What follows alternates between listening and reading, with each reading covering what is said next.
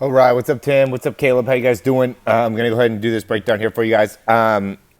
So this is a deep ball here, and we'll get started with the deep ball. I guess before we get too much into it, I do want to say that I do think the follow through is looking better. Looks like you're coming all the way down when you're releasing the ball there, Caleb. So it's definitely something to build off of, which is great. The next big thing is, or the thing that I'm seeing here with the deep ball is, you're transferring your weight here. And really, we're not getting too much of an early pivot off that back leg. I'd still say, that's something you can work on, is just pivoting off that back leg a little bit earlier, start to get that foot to start turning. Really in this stage for sure, you should already have, this knee facing straight ahead. Okay, so we just got to get that whole process to happen a little bit earlier, start getting those hips around. So what's happening is you're really not getting very much of a hip shift, right? So you get that little bit of hip shift right there, and then you really stop because you try to straighten out this front leg and try to create a lot of force by really pushing upwards through the throw, letting that heel lift as you're releasing. And this is overall a very, very big difference between what you do when you're throwing more of the underneath routes or just throwing like warming up in comparison to when you're throwing the deep ball and you really have them flipped. So you could see the distance that you have within the legs. I'd also say, you'd almost want to probably have a little bit more steepness within the shoulders as you're loading here, as you're getting ready to throw those deeper throws.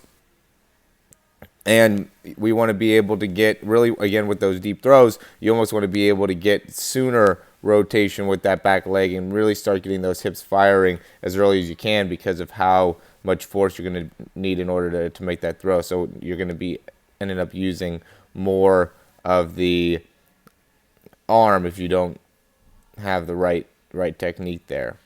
So here's more of just like a regular throw, right? You can see how much wider the stance is within the legs.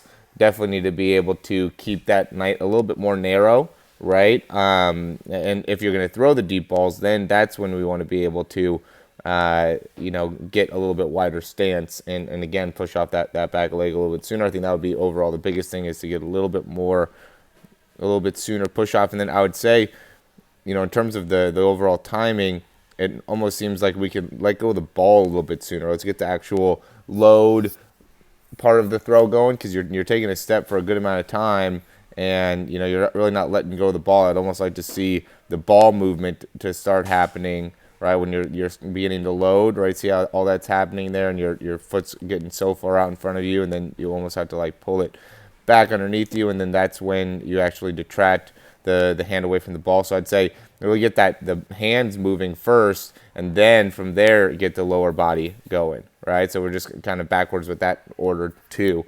And it'll end up being about simultaneous at the end of the day. Right now you're just really taking a big step there with that front leg, and you're not really letting go of the ball yet, right? So you're taking a lot of time in this step when we need this ball, the process of throwing the ball, to start getting going in order to really maximize your overall ability to improve your release time. Okay, so that's what I would say would be the big thing there. I would like to be able to see, more of like a straight back view. I didn't look at the last ones where if I could see then if he's totally getting, because it doesn't necessarily look like all the weight's getting up onto that front leg. Right, so as you're going here, we'd want to see full rotation through all the way with that hip. Right, part of the reason is we need to be able to pivot and push off this back leg a little bit better. But then the other thing is going to be, as you're coming through, really being able to push down on the outside part of the foot. So we need to get rid of this big knee extension that's happening and almost go more into a knee bend as you're transferring all your weight on that front leg, so then you can get all your weight to come onto the front foot and finish to the outside part of the front foot. Because right now, when you're coming through, you're really straightening out this leg, which is making it so you're not able to get full rotation within those hips, which is just affecting the overall power and in the actual throw. So you'll be able to get a little bit more power, and it'll feel a little more smooth when you land on the outside part of the foot in comparison to landing and coming through and being more on like the inside part of the foot and almost like falling off to the side. Like you don't want to be falling too much off to the side. We want to be following, coming all the way through forward here and then going this way as well. So least amount of momentum going this way and least amount of overall force going this way, and more force going this way and more force going that way. All right, and I'd say that would be within that front leg. I could send over, like a breakdown of, like a Patrick Mahomes or something like that in order to see that.